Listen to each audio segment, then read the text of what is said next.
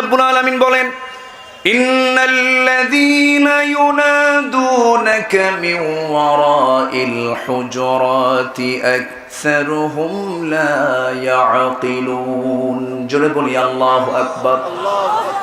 এই সূরাতুল হুজুরাত যদি আজকে এই দেশের স্কুল, কলেজ, ইউনিভার্সিটি প্রত্যেকটি জায়গায় যদি সূরাতুল হুজুরাত যদি বাধ্যতামূলক করে দেওয়া হতো, মঞ্চে সে মাইকটা টান মারার সাহস পেত না। কি কথা কি বোঝা যায়? আমার কথা বোঝা যায়? আজকে যদি এই সূরাতুল হুজুরাত, এটা হচ্ছে আদবের সূরা, শিষ্টাচারের সূরা, এই সূরাটা যদি কেউ পড়ে, এটাকে যদি কেউ আমলে নিয়ে আসতে পারে, তার দ্বারা জীবনে কোনোদিন বেয়াদবি প্রকাশ পাবে না। সূরাতুল হুজুরাত দিয়েছেন বান্দাকে আদব শেখানোর জন্য, কিন্তু কলেজে তো সে আদবের সূরা নাই, ভার্সিটিতে সেটা নাই, সে শিক্ষার লালন নাই। আজ কতটুকু অধ্যত্ত আচরণ করতে পারলে মঞ্চে এসে মাইক টান দিতে পারে কোরআনের আলোচনায়, মঞ্চে এসে এরকম কিছু বেয়াদব অসভ্য আছে না নাই? চুপ থাকা যাবে না, কথা বলতে হবে। ওই সময় চুপ থাকা যাবে? চুপ থাকা যাবে না। আজকে চুপ থাকবেন, আরেকজন বেয়াদব তৈরি হবে। আমরা কোন বেয়াদব তৈরি হতে দেব না। দুঃখ লাগে, আফসোস লাগে, এই জাতির ইতিহাসের ভিতরে কিছু কলঙ্ক আছে। চুপ ছিল এই জাতি। এই দেশের, এই সাবকন্টিনেন্টের সর্বশেষ স্বাধীন নবাব ছিলেন নবাব সিরাজউদ্দৌলা। নবাব সিরাজউদ্দৌলাকে যখন ইংরেজরা তাকে ধরে নিয়ে যাচ্ছিল, সেই সময় যখন ধরে নিয়ে যাচ্ছিল, সেই সময় তার হাত পা বেঁধে যখন জনতার সামনে দিয়ে নিয়ে যায়, জনতা শুধু তাদের রাজার দিকে, নবাবের দিকে তাকায় তাকায় শুধু চোখের পানি ফেলে ফেলে কেঁদেছে, শুধু শোক করেছে, দুঃখ করেছে। সেই দিন যদি প্রত্যেকের হাতে একটা করে, ইংরেজরা বলে ইতিহাসে, একটা করে শুধু হাতে যদি একটা ঢিল যদি ছুটতো, ব্রিটিশদের 180 বছরের দুঃশাসন আমাদেরকে দেখা লাগতো না। কিন্তু আমরা চুপ থাকি, চুপ ছিলাম। আমরা আর চুপ থাকতে চাই না। আমরা কথা বলবো। যেখানে কোরআন নিয়ে, রাসূল নিয়ে, দ্বীন নিয়ে, ইসলাম নিয়ে ষড়যন্ত্র হবে, গলা চিপে ধরবো আমরা। রাজি আছেন কারা কারা? হাত উঁচু করে দেখান মুসলমান। নারায়ে তাকবীর, নারায়ে তাকবীর, নারায়ে তাকবীর, আল্লাহু আকবার। আল কোরআনের আলো, ঘরে ঘরে জানো, নারায়ে তাকবীর, আল্লাহ সবাইকে কবুল করুন। জোরে বলে আমিন। আরো জোরে আমিন। সব সহ্য হবে। আমার বিশ্বনবীর শান মান নিয়ে, আমার আল্লাহ নিয়ে, আমার আল্লাহর কিতাব কোরআন নিয়ে কোনো কথা বললে বাপ হলেও ছাড়াছাড়ি নাই। এই জায়গায় কোনো আপোষ চলবে? আপোষ করলে মুনাফিক। আপোষ করলে কি মুনাফিক হয়ে যেতে হবে। মুনাফিক হয়ে মরবো আমরা? আমার দেশে মুনাফিক নাই তো? আমার দেশে মুনাফিক আছে? চোখ দিয়ে দেখা যায়? হ্যাঁ, দেখা যায় না? যে চোখে মুনাফিক দেখে না, ওর ঈমান নাই। কি কথা কি বোঝা গেল? যে যার চোখে মুনাফিক ধরা পড়ে না, ভাবতে হবে ওটা নিজেই মুনাফিক। এজন্য মুমিনের চোখে মুনাফিক ধরা পড়বে। মুমিনের চোখে কি ধরা পড়বে? মুনাফিক ধরা পড়বে। কারণ মুনাফিক আমাদের চরম শত্রু, চরম শত্রু মুনাফিকরা। একটা কাফেরকে চিনতে সূরা কাফিরুন 3 লাইন, আর একটা মুনাফিককে চিনতে বিশাল লম্বা সূরা মুনাফিকুন। এজন্য মুনাফিক চেনার জন্য বড় সূরা, মুনাফিক চেনার জন্য বড় সূরা, কাফিরকে চেনার জন্য ছোট্ট সূরা কুল ইয়া আইয়ুহাল কাফিরুন। আর মুনাফিক চেনার জন্য কি বিশাল বড় সূরা। এজন্য মুনাফিকদের চরিত্র লম্বা, ওদের চেনা খুব কঠিন। ধূর্ত ভাইরাস ওরা, এইদিকেও কাটে ওইদিকেও কাটে। এরকম জাতের লোক আছে না নাই? আছে। ওই চরিত্র নিয়ে জান্নাত পাওয়া যাবে না। চরিত্র আমাদের ইমানের চরিত্র হতে হবে। কিসের চরিত্র? ইমানের চরিত্র। আমরা এখানে যারা বসে আছে, আমরা কি মুমিন? এমন কি আশা করা যায়? আমরা ইমান এনেছি তো নাকি? নামাজ না পড়লে তো ইমান আছে, তাই না? হ্যাঁ, এরকম কথা সমাজে চালু আছে না নাই? হুজুর কি বলেন, নামাজ কি সবকিছু নাকি? আমার ইমান তো আছে। আছে না, এরকম কথা আছে না? আছে। এটা কি সত্য কথা না মিথ্যা কথা? না, এটা কি বাস্তব? আসলে কি এটা কি মানে নামাজ নাই কিন্তু ঈমান আছে, এটা কি বিশ্বাস করার মতো? এটা কি বলা যাবে? না। নামাজ নাই ঈমান আছে, এটা কেমন কথা? দুটো সাংঘর্ষিক হয়ে গেল। ঈমান যার থাকবে নামাজ তার থাকবে, ঈমান যার থাকবে না নামাজ তার থাকবে না। কি কথা কি বোঝা গেল? আমি কিন্তু খুব প্রান্তিক কথাগুলো বলছি, বোঝার চেষ্টা করবেন। আল ফারকু বাইনাল মুমিন ওয়াল কাফির, কাফের এবং মানে মুমিনের মধ্যে তফাৎ হলো নামাজ। তফাৎটা কি? নামাজ। আমরা নামাজি হব, জোরে বলি ইনশাআল্লাহ। নামাজ মুসলমানকে সত্যতা শেখায় না ভ্রাতৃত্ব শেখায়? বলেন, সত্যতা শেখায় না ভ্রাতৃত্ব শেখায়? সংকীর্ণতা শেখায় না উদারতা শেখায়? আচ্ছা, এরপরে নামাজ মানুষকে অনিয়মতান্ত্রিক শেখায় না নিয়মতান্ত্রিকতা শেখায়? আচ্ছা, বিশৃঙ্খলা না শৃঙ্খলা? আচ্ছা, নেতৃত্ব মানা না না মানা? মানে নেতৃত্ব মানা না না মানা? ইমামের আগে যদি কেউ সেজদায় যায়, বলেন হবে নামাজ? নামাজ হবে? হবে না। তাহলে নামাজ আমাকে কত কি শিখাচ্ছে। নামাজ যার নাই ওর কি শিখবে? কি আমার কথা কি বোঝা গেল? সম্মানিত ভাইয়েরা, আমরা নামাজি হব, জোরে বলি ইনশাআল্লাহ। ইমানদার যে ইমানদার সে নামাজি হবে। সে ইমানদারকে ডাক দিয়ে আল্লাহ রাব্বুল আলামিন সূরাতুল হুজরাতে আমি দু জায়গা থেকে আমি দুটো আয়াত তেলাওয়াত করেছি, 10 এবং 15। এই দুটো আয়াত আল্লাহ রাব্বুল আলামিন মুমিনদের কিছু কথা তিনি তুলে ধরেছেন। মুমিন কারা? মুমিনটা কারা তোমরা একটু শুনে নাও। মুমিনরা কি হতে পারে তোমরা শুনে নাও। আল্লাহ রাব্বুল আলামিন বলেন, ইন্নামাল মুমিনুনা ইখওয়াতুন ফাসলিহু বাইনা আখাওয়াইকুম ওয়াত্তাকুল্লাহা লাআল্লাকুম তুরহামুন। জোরে বলি আল্লাহু আকবার।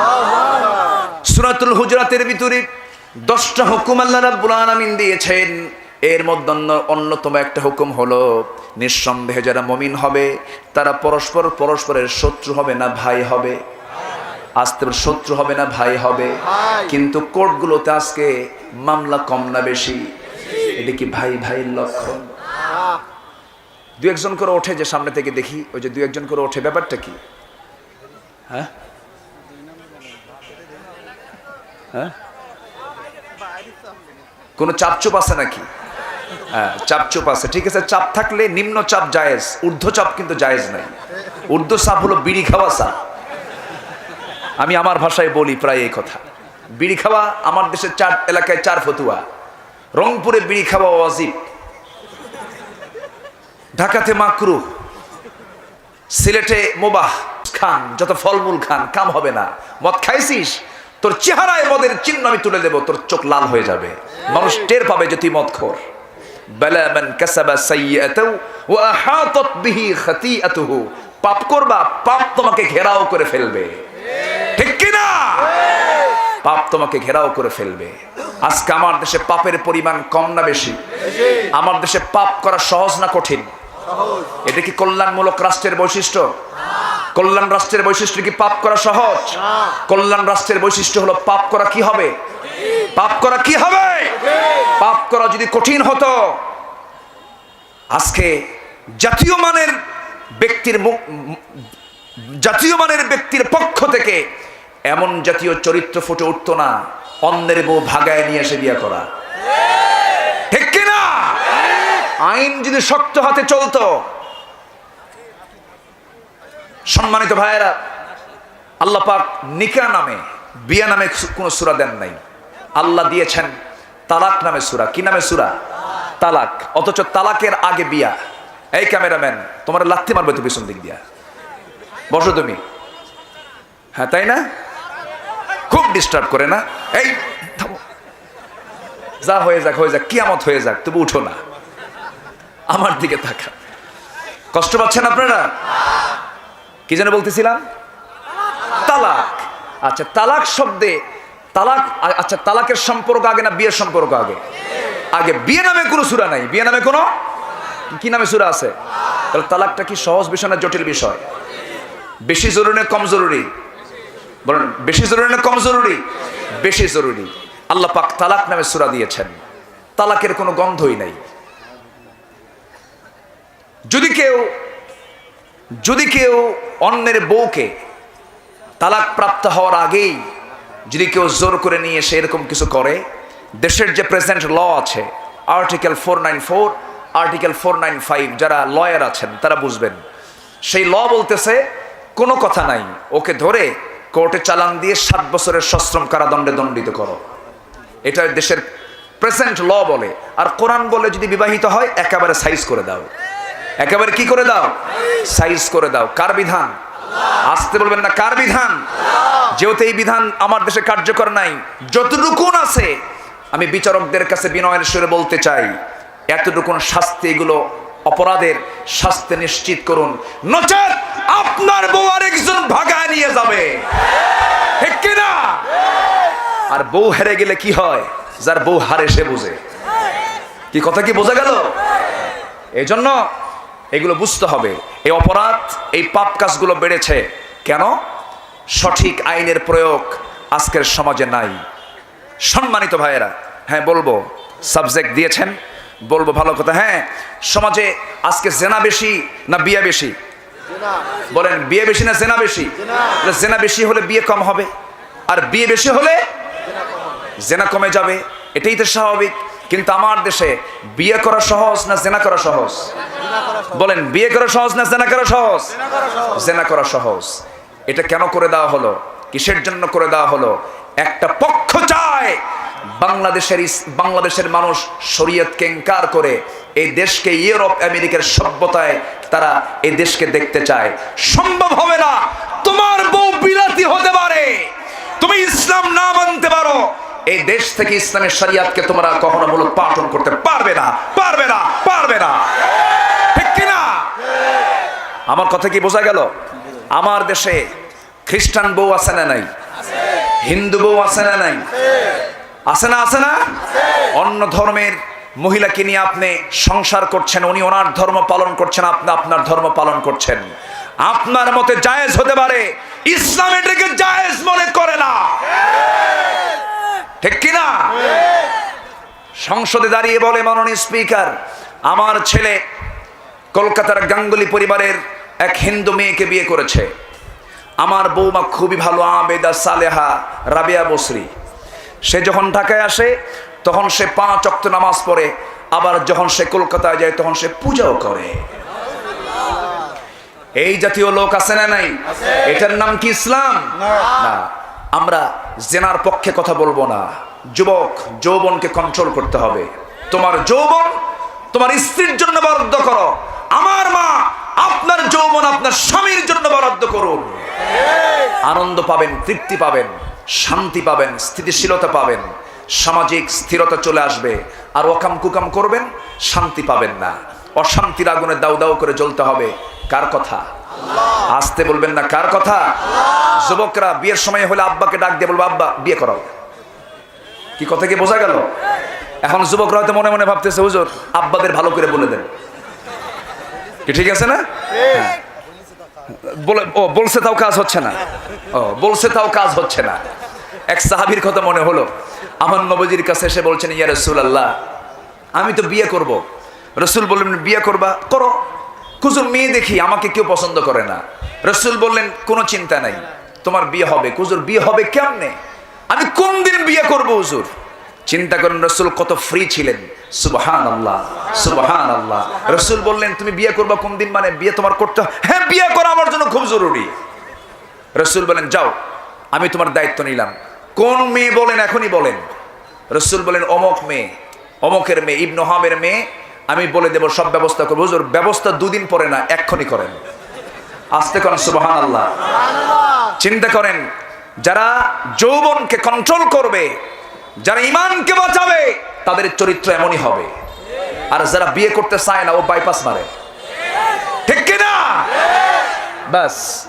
এরপরে রাসূল বললেন, তুমি চিন্তা করো না, তোমার ফয়সালা হয়ে যাবে। আমি তোমাকে একটা চিঠি প্রস্তুত করে দিচ্ছি। একটা চিঠি প্রস্তুত করে বলা হলো, চিঠিখানা নিয়ে যাও, মেয়ের বাবার হাতে দিয়ে দাও। মেয়ের বাবার হাতে চিঠিখানা যখন পড়লো, মেয়ের বাবা চিঠিখানা দেখেই দেখতেছে তো রাসূল পাঠিয়েছেন। চিঠিকে চুম্বন করে সেই সাহাবীকে বুকের সঙ্গে আলিঙ্গন করে বলছে, বিশ্বনবী যে প্রস্তাব দিয়েছেন সেই প্রস্তাবকে অ্যাঙ্কার করার ক্ষমতা আমার নাই, আমি রাজি হয়ে গেলাম।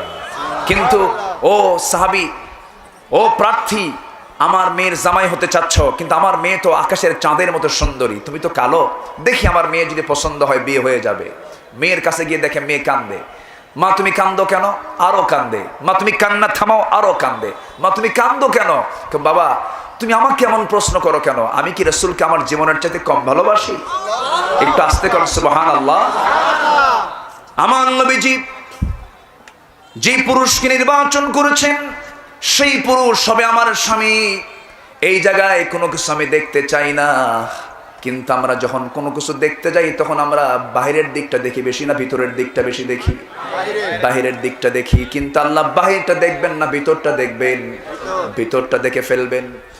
এরপরে ওই মহিলার সম্মতি পাওয়ার পর বাপ এসে বলছে, ও সাদ আল আসওয়াদ আস-সুলাইমি, তোমার কপালটা খুলে গেছে, আমার মেয়েও রাজি, আমিও রাজি।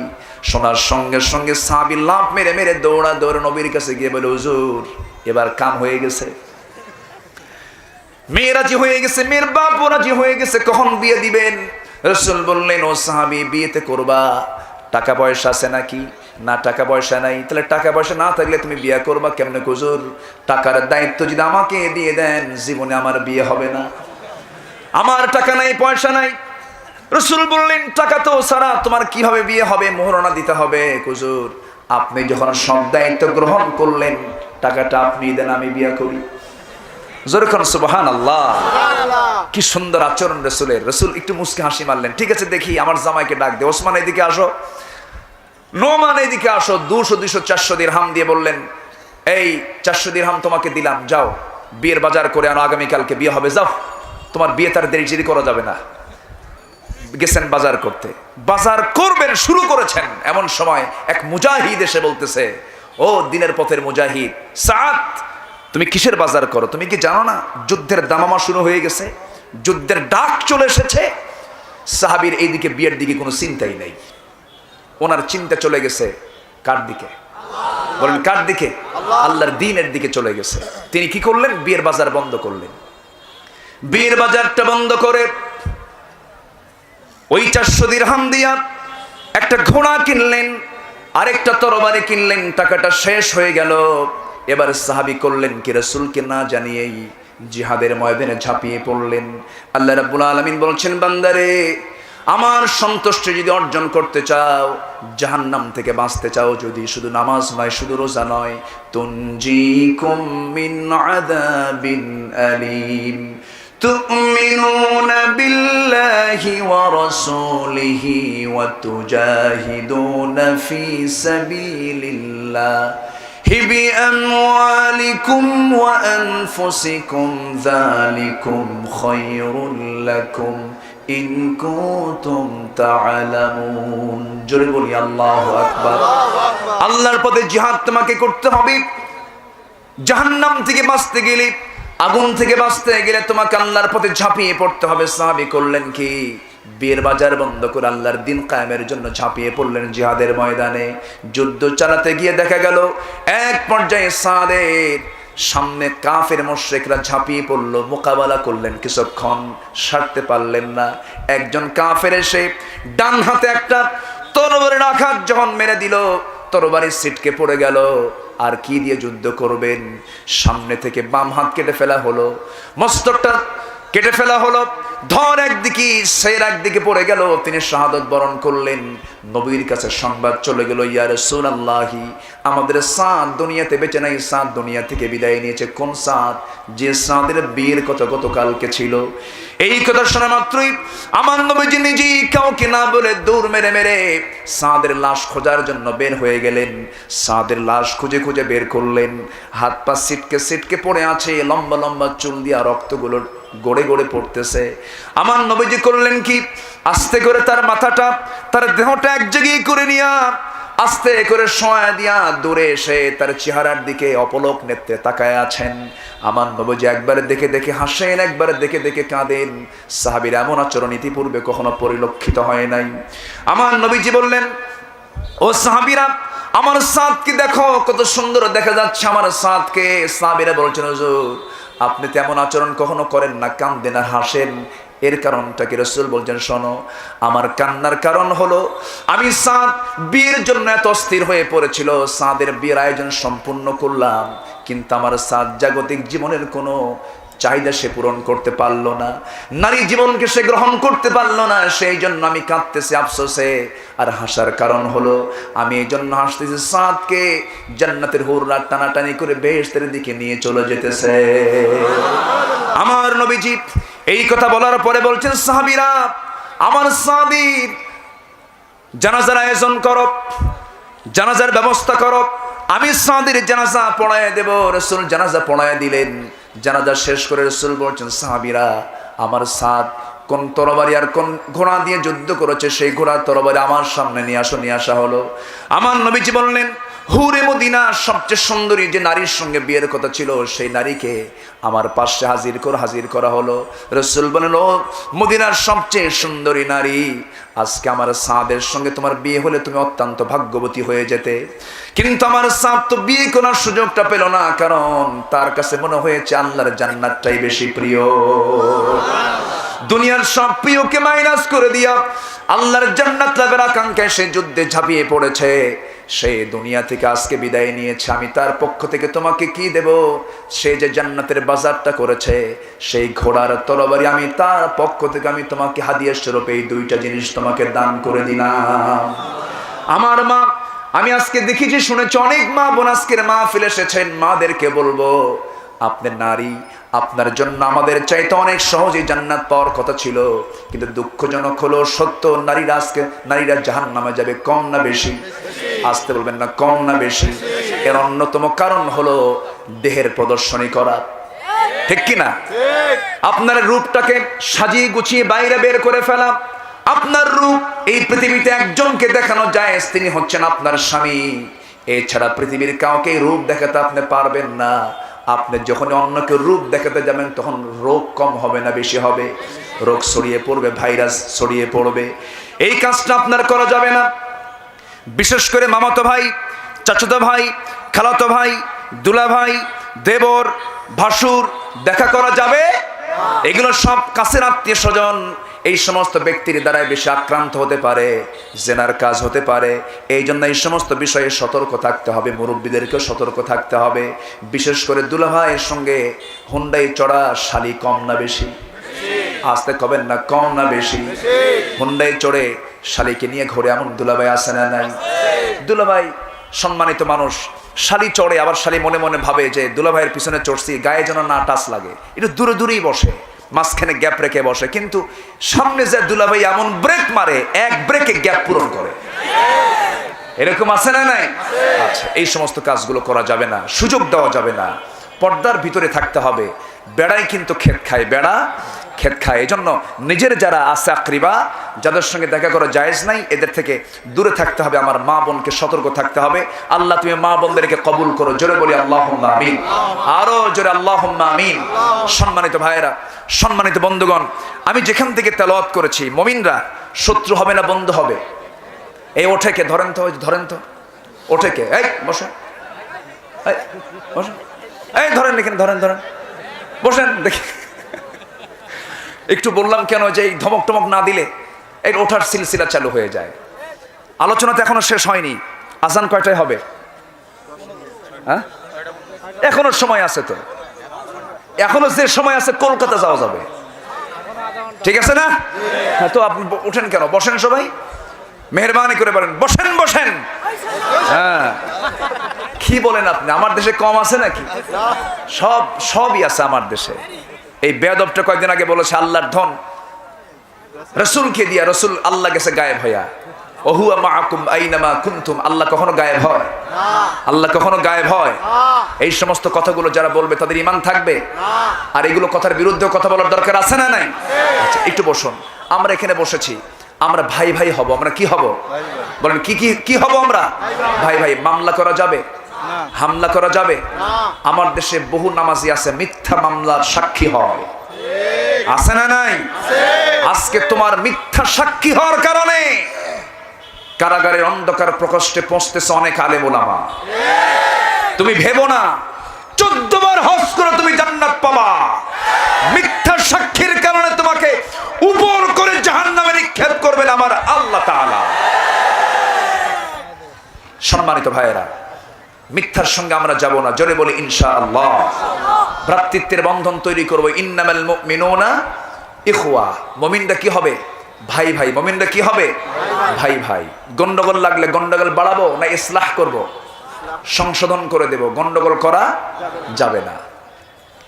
আমার ভাইয়েরা, এই ভ্রাতৃত্বের বন্ধন খুব দরকার ছিল আজ, কিন্তু আজকে কেউ কাউকে মানে না। আপনি আলেমদের মধ্যেই দেখেন না, দেখেন কিছু কিছু সমস্যাগুলো আছে। ঈদের নামাজের তকবীর নিয়ে গন্ডগোল আছে না নাই বলেন? 6 তকবীর না 12 তকবীর? আপনারা কয় তকবীরে পড়েন? 6 তকবীরে পড়েন, আরেকজন 12 তকবীরে পড়ে। কিন্তু এটা তো গন্ডগোলের কোনো বিষয় নয়। 2টা হাদিস 2 ভাবে আমল করলেই হয়ে যাবে। কিন্তু আপনি যদি ফতোয়া দিতে নিয়ে বলেন যে 6 তকবীর বেদাত, 12 তকবীর জায়েজ, পেটাপেটি আছে না নাই? আসতে কবেন না, আছে না নাই? আছে। আপনি যদি বলেন বুকে হাত বাঁধা যাবে না, নাভিতে হাত বাঁধতে হবে, বুকে হাত বাঁধা বেদাত, নাভিতে হাত বাঁধা জায়েজ, গন্ডগোল লাগবে কিনা বলেন? আর আপনি যদি বলেন বুকেও বাঁধা যাবে, নাভিতেও বাঁধা যাবে, কোনো সমস্যা হবে না। কিন্তু একজন বলে দিল বুকে বাঁধা জায়েজ নাই, আরেকজন বলে দিল নাভিতে বাঁধা জায়েজ নাই, রাখবেন কোথায় হাত? কপালে। একদম কপালে চলে যাবে। এই তো হচ্ছে অবস্থা আজ। তোমার ফতোয়ায় যদি জনগণ বিভ্রান্ত হয়, আমার দেশে সন্ত্রাস কয়েক প্রকার। রাষ্ট্রীয় সন্ত্রাস আছে না নাই? ক্ষমতা সন্ত্রাসী আছে না নাই? তথ্য সন্ত্রাসী আছে না নাই? আছে না নাই? আরেকটা আছে হলো এই ফতোয়া সন্ত্রাস, আছে না নাই? ভ্রাতৃত্ব তৈরির এক চরম অন্তরায় হলো এই ফতোয়াবাজিগুলো করা। এই সমস্ত ফতোয়াবাজি আমরা করতে যাব না, শুনতেও যাব না।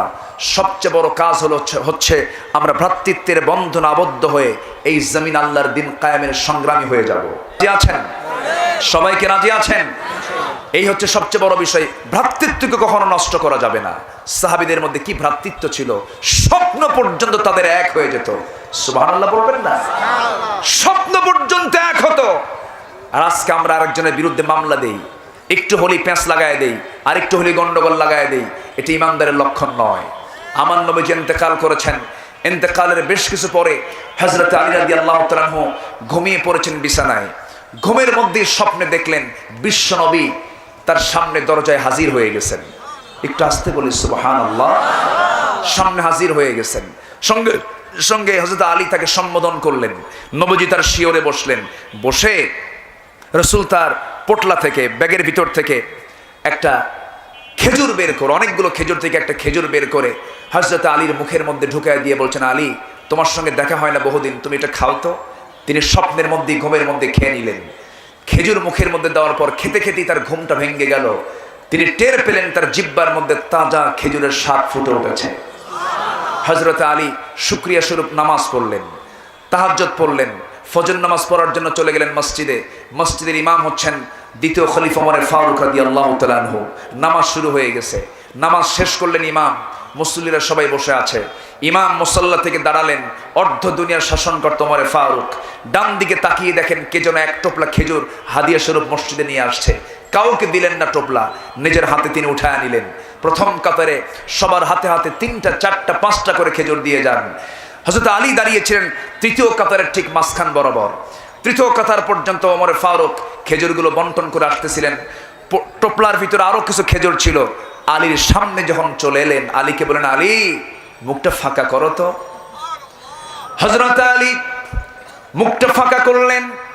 অনেকগুলো খেজুর থেকে একটা খেজুর হাতের মধ্যে নিয়ে 3টা আঙ্গুল ওমর ফারুক হযরত আলীর মুখের মধ্যে তুলে দিলেন। মুখের মধ্যে তোলার পরে বলছেন, আলী খেয়ে নাও। আলী তা খেয়ে নিলেন। আর কোনো খেজুর তার হাতে দিলেন না। হযরত আলী বলছেন, আমিরুল মুমিনিন সবার হাতে হাতে 3টা 4টা করে খেজুর দিলেন, আপনি আমাকে একটা খেজুর তাও মুখে তুলে দিলেন, এর কারণটা কি? হযরত আলীর জবাবে ওমর ফারুক কাঁদতে কাঁদতে বলছেন, আলী গত রাত্রে আমার নবীজি যদি তোমাকে একটার বেশি 2টা খেজুর খাওয়ায় দিতেন, আমিও তোমাকে তাই খাওয়াইয়া দিতাম। জোরকান সুবহানাল্লাহ। কি ভ্রাতৃত্ব! স্বপ্ন পর্যন্ত এক হয়ে যেত তাদের ভিতরে, এত গভীর সম্পর্ক ছিল। আমার বন্ধুগণ, আমার ভাইয়েরা, কে না জানেন ইয়ারমুকের ঘটনা?